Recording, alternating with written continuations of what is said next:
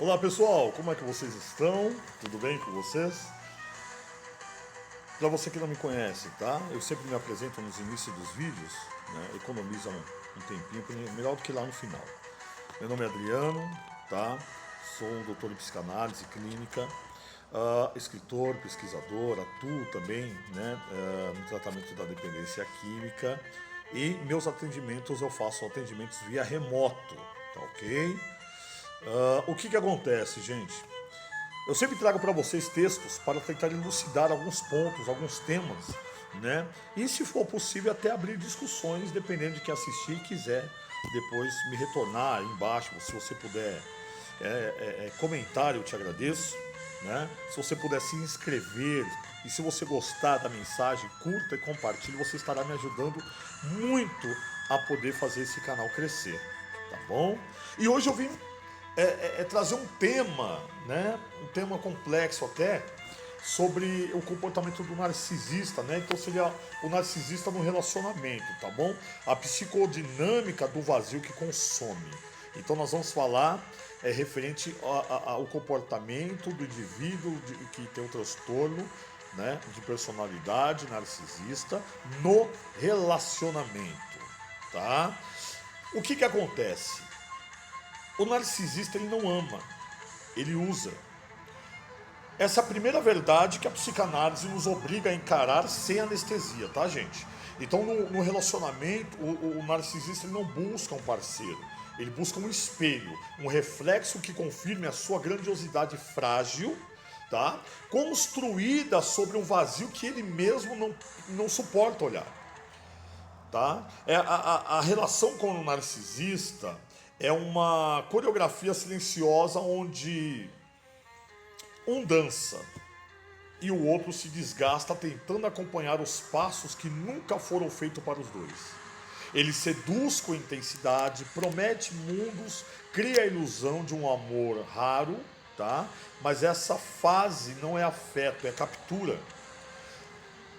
É um momento que ele molda o outro para caber no papel de fonte de admiração, validação e energia psíquica, né? Então, quando o parceiro finalmente se entrega, o narcisista ele revela a sua dinâmica real, tá? Então, ele desvaloriza para manter o controle, ele confunde para desestabilizar, ele culpa para evitar responsabilidade e ele se vitimiza para manipular, né?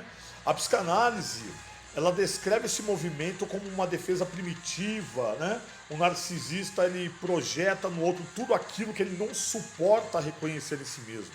A sua arrogância é sua máscara, tá bom? Sua frieza é proteção, tá? E sua necessidade de controle é medo. Medo de ser visto como ele realmente é, um sujeito rachado por dentro, incapaz de sustentar a própria identidade sem olhar do outro, sem o olhar do outro, basicamente, né? O parceiro, por sua vez, ele entra no ciclo de exaustão emocional, ele tenta salvar, explicar, justificar, compreender, mas o narcisista ele não quer ser compreendido, ele quer ser servido, tá? E quanto mais o outro oferece, mais ele exige, quanto mais o outro se doa, mais ele esvazia, né? A relação ela se torna um ritual de sacrifício, né? Um entrega tudo, o outro consome tudo. E o mais cruel é que o narcisista ele não percebe o estrago que ele causa. Por quê? Para ele o outro não existe como sujeito, existe como função. A saída desse ciclo, na realidade, não é convencer o narcisista a mudar, é reconhecer que ele não mudará. É recuperar o próprio reflexo, antes distorcido pelo olhar manipulador, é compreender que o amor não é dor, não é confusão, não é medo, o amor é encontro. E o narcisista só oferece labirinto. Então, no fim, o verdadeiro renascimento acontece quando o parceiro entende que não perdeu o narcisista. Ele perdeu apenas a ilusão e recuperou a si mesmo. É importante, na realidade, nós termos isso muito claro em nossa mente. Tá? Por quê? Porque quanto mais você oferece, por mais que você faça, nada nunca estará bom. Você pode se sacrificar, você pode colocar a sua vida em disposição desse sujeito, você entendeu? E nada será o suficiente. Sempre haverá um problema a mais, sempre haverá uma reclamação, nada está bom, nada é o suficiente. E o outro, né, ele se desgasta cada vez mais e mais até que ele consegue acordar. Quando ele acorda, né, e ele começa a perceber o abismo que ele entrou, ele tem uma outra grande dificuldade. Qual que é a outra grande dificuldade? Sair. Né? Sair. Por quê? Porque o narcisista ele vai manipular, ele vai mentir. O narcisista ele vai ludibriar as pessoas ao redor porque ele tem que ser a vítima. Ele nunca é o causador. Ele não causa nada. Ele sempre vai defender essa tese, né? Enquanto a vítima, né, acaba se tornando muitas vezes, durante um período de tempo, prisioneira ou prisioneiro, né, desse indivíduo, né, que mantém essa característica, né, esse comportamento, essa personalidade narcísica.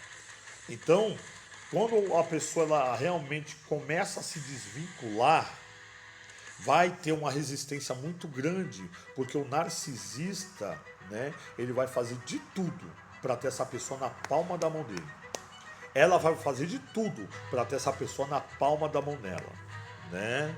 Vai jogar sujo, vai manipular, né? Vai entrar com diversos tipos de situações para que você não consiga sair desse relacionamento tóxico, desse sujeito, você entendeu? Que apenas te trará destruição. Então lembre-se que lá no final, o verdadeiro renascimento ele vai acontecer quando o parceiro ele entende que não perdeu o narcisista. Tá? Ele perdeu a ilusão que ele tinha naquele sujeito. Ele perdeu a ilusão que ele tinha naquela sujeita. Né?